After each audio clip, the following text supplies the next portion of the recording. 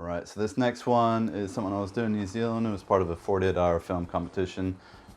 This is actually in Miramar, you know, it's not too far from Stone Street Studios, where Peter Jackson and all them sort of, I wouldn't say live, but where they all kind of work. A lot of them do live there as well, just because it saves so much time. In the morning, I lived around the corner. I lived about a 5-minute drive, nice little drive in the morning when I worked on Avatar for half a year. So that was pretty cool. But this is, yeah, not too far away, just like over the hill, sort of like, there's a hill that divides it, there's a beach and all that stuff. You ever see my tiny file thing? That beach was actually like part of Miramar, you know, it's this whole peninsula, even got the airport on it. But anyway, so to this story, this video commentary, I gotta tell you, like, so Graham Burton was this guy who was in the news at the time. He was like a local like crackhead or whatever, and he used to rob some people and get into car crashes and all sorts of crazy shit. So this dude, at first he wasn't up for it, he was a bit grumpy, and then like, I don't know, he was actually pretty good when he was on, but you know, he was hungover, he like had a headache, so it was a bit of a weird one.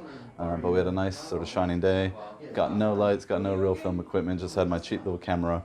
Again, 4:3 ratio when everybody else was doing widescreen at the time, so I wasn't even taken seriously, I don't think, for the competition, but I thought I had the best twist and the best like original idea. There was one other like group that I thought really cool, and they won the next year, surprise, surprise, because it's all rigged. That's what I found out, they have their favorites.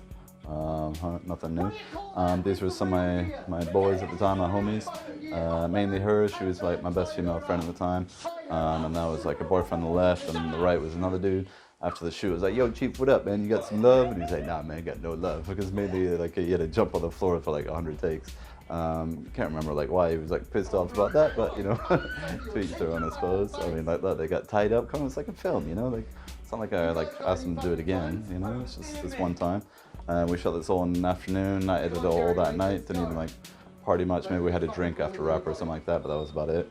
And yeah, because it's 48 hours, I had to finish that little improv at the end there, a little bit of gangster. And then coming up to the whole twist, which is like, oh, he's a complete nut job. He's wacko. So turns out me, the Tyler Durden, Brad Pitt character, hey, you see my looks, wasn't real. It was all in his head. And then like how this rope comes off, it's like pretty easy. That's how like crap job of tying. She like wiggles her like little wrist and all that stuff. But yeah, here's the twist, like, who was that dude and what was he talking to himself? And then here he's just like having an episode, so who knows if even like if it's real, if it happened, if it's all in his mind, but he's got like some twitches. You know, here is I don't know, I didn't quite know how to direct him there. I was just like, look, dude, you're pissed off, just like pissed off, just be yourself. And then yeah, maybe I had it go on a little bit too long, but you know, show a bit of mental sort of depression and all that stuff, like aka Joker, everybody's into it now, but look, I did this back in like 2007, man, you know, I was doing pre-Joker.